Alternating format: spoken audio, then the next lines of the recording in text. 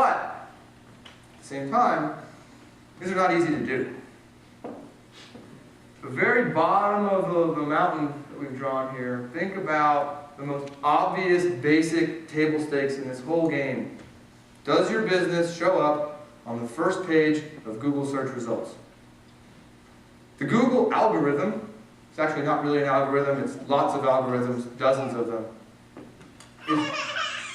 It's exactly right, it's a painful thing. The Google search algorithms, its code base, has been called the most secure, protected piece of intellectual property in the history of human business.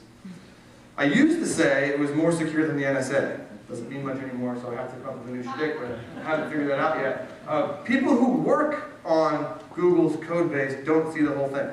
They work on their little component, they know what their component does, maybe they know a little bit about some other aspect of the code base that their component touches. Nobody knows how the whole thing works. And yet you're expected, as business owners who actually have to go to work each day and run a real business in the real world, you're expected to know how to get your business to show up on the first page of Google search results? I doubt it. I don't know how you would. And I know that that's at the bottom of the list because it's actually the easiest thing to do of all of those services. And in my view, anyway, that lands you in a place somewhere like this, where being successful digitally, mobilely, and socially in the year 2014 is both mandatory and impossible for your business at the same time. That's kind of a, I don't know, daunting challenge to face. And I've talked to countless businesses who feel this way, and so they don't do anything. Especially because in many cases, their experience in thinking about who can help them with this is somebody who calls them up and says, hey, I'm Joe from Yelp, and for $300, it's all about consumer reviews, and we can fix that problem for you. And then I'm Steve from Wix, and it's all about your website, and for $300, I can fix that for you. And then Yodel calls up and says, no, it's all about showing up on the first page of Google results, and for $300, I can fix that for you. And it becomes this incredibly frustrating series of failures where you throw more and more and more money at these things, and they don't actually work. That's no fun.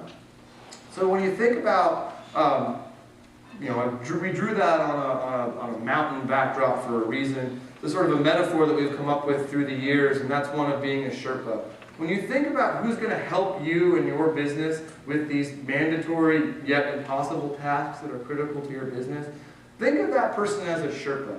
And you might think of a Sherpa as someone who helps other people climb Everest. I mean, that is what they do, but more important than what they do is what they are. A Sherpa is an ethnic group. These are people who for tens of thousands of years have been raised in the Himalaya at altitudes above 10,000 feet. As a result of that, their bodies process hemoglobin differently than yours and mine do. Sort of a technical term to say they get more oxygen out of their blood than we do. As a result, Sherpa can stand at the top of Everest without supplemental oxygen. You and I cannot do that. The top of Everest is 29,600 feet high. That's higher than the cruising altitude of an Airbus you'd be flying on into Kathmandu if you wanted to go climb Everest. You know intrinsically somehow what would happen to you, or to me, if the cabin on that Airbus were to depressurize. Yet that Sherpa could sit right next to you and say, no problem. Troy and I are not Sherpa. We were not raised in the Himalaya. We've never climbed Mount Everest. We're really not even all that fit. But, as a metaphor, we were born and raised in these digital, social, and mobile technologies. As Brian hinted at, my mother was the first woman ever in the state of New York to get a master's degree in computer science, period, so 1965. My father worked in the research labs at IBM back before the Silicon Valley was called the Silicon Valley. This is the only thing that either of us know how to do. Well, he knows how to run donut shops, or at least he did for a while. It's not a matter of us being smarter or working harder or being better. It's simply a matter of this is what we do. We don't know how to make custom furniture. We don't know anything about insurance. We don't know how to sell cars. We can't do HVAC. We can't fix your plumbing. We can't do any of the things that you guys do, but we know how to do this.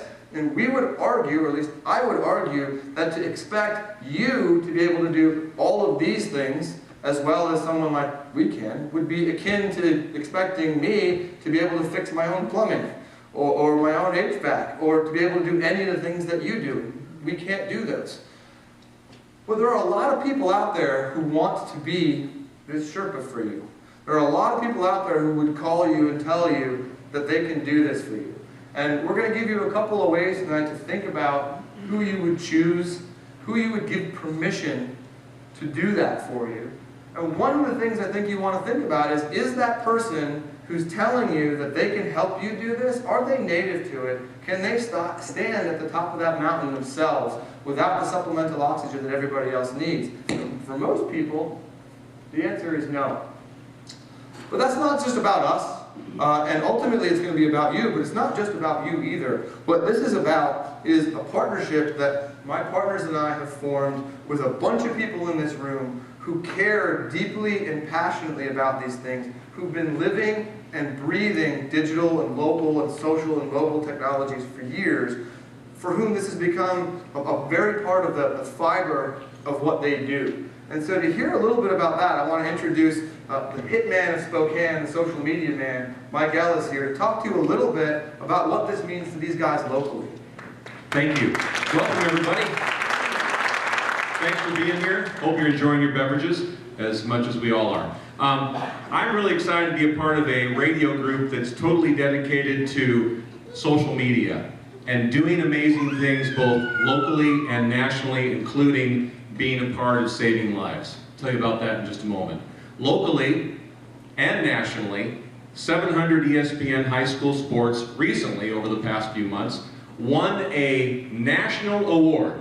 This little high school sports social media project run by a bunch of non-journalists. Hey look, I'm Flavor Flav. Oh, there you go. Oh, there's the award right there. You got it backwards though, but I don't know if they can tell from here. That's very nice. 700 ESPN High School Sports was up for a national award. We were competing against stations in California and New York and et cetera, and little old 700 ESPN High School Sports, part of the KXLY radio group, won a national award from Radio 8 for best use of social media, and we're very proud about that. Thank you very much.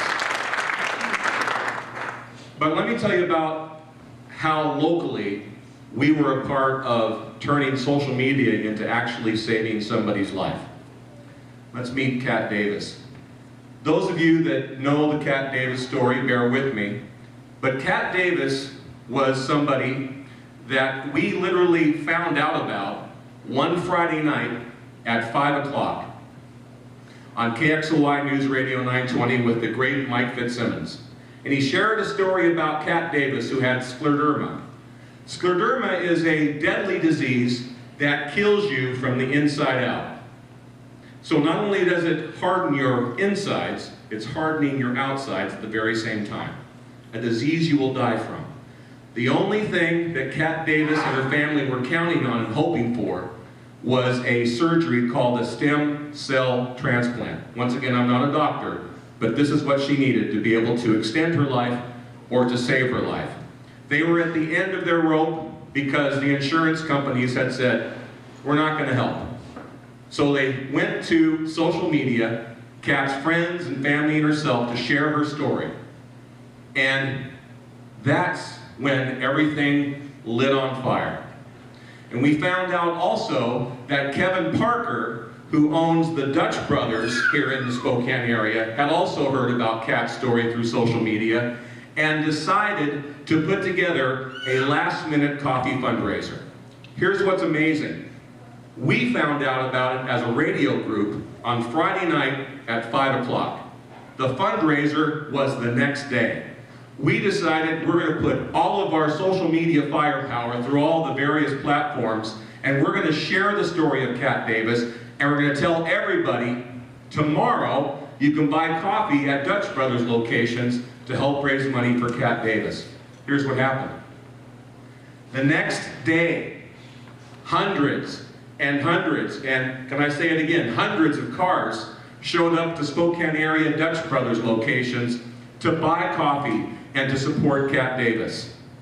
Guess how much money was raised with that one fundraiser that everybody found out about on a Friday night at 5 o'clock and then just knocked out of the hemisphere with social media?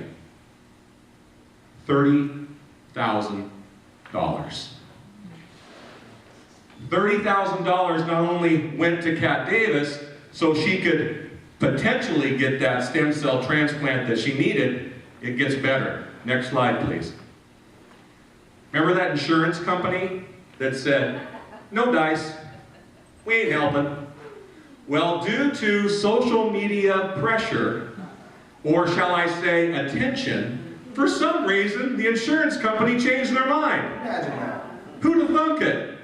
So Kat Davis got the stem cell transplant that she needed with the money that was raised, the insurance company kindly changing their mind. She sent me a tweet a few months ago, and I'll read it to you. Social media 100% saved my life. No doubt about that. Love you all, and I'm also grateful. Here for Kat.